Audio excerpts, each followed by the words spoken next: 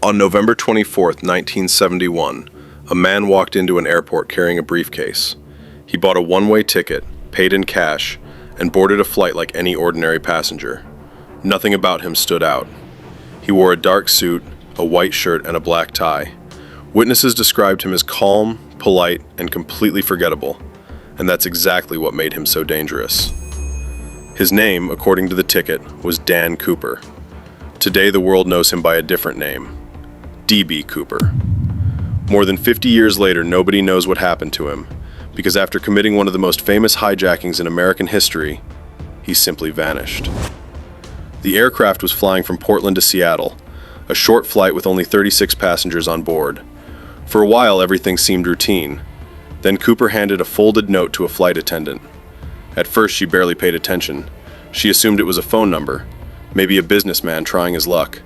She slipped it into her purse without reading it. Then Cooper leaned toward her.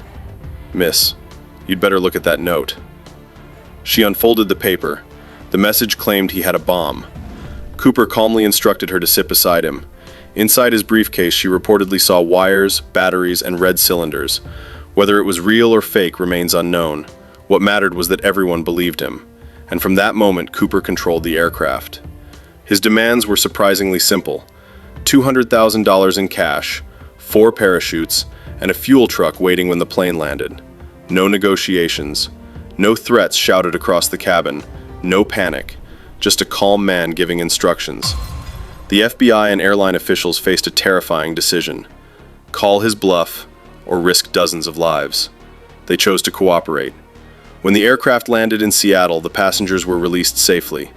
The ransom money was delivered, the parachutes arrived, and somehow, the story only became stranger. He ordered the aircraft back into the air. This time, only the flight crew remained on board. His destination didn't really matter. What mattered was what he planned to do next. Outside, night had fallen. Rain swept through the sky. Strong winds battered the aircraft. Far below stretched endless forests, rivers, and wilderness, the kind of terrain where a person could disappear forever. Then Cooper instructed the pilots to fly lower, slower, and with the rear stairway prepared. The crew obeyed. None of them knew why. Then it happened.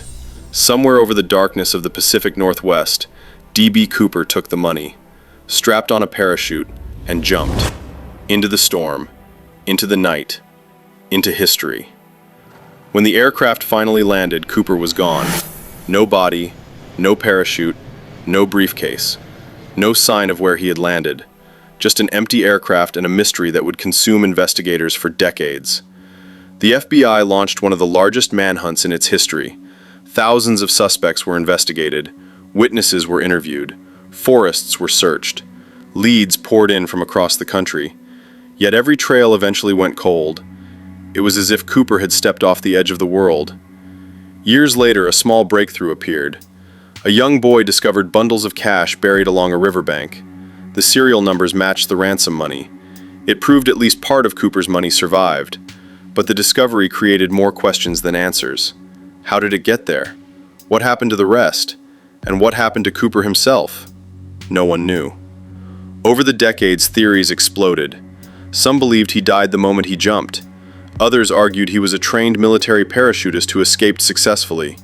Some claimed he assumed a new identity and lived out the rest of his life unnoticed. Every theory explained something. None explained everything. And that's why the mystery refuses to die. Think about it. A man hijacked an aircraft, collected a fortune, jumped into a storm at night, and somehow disappeared so completely that more than half a century later, the world is still searching for answers. The FBI officially closed the investigation in 2016, but the mystery never really ended, because somewhere between the clouds, the forests, and the darkness below, the truth vanished with DB Cooper. And if he survived that jump, then one of the greatest disappearing acts in history was never magic. It was real.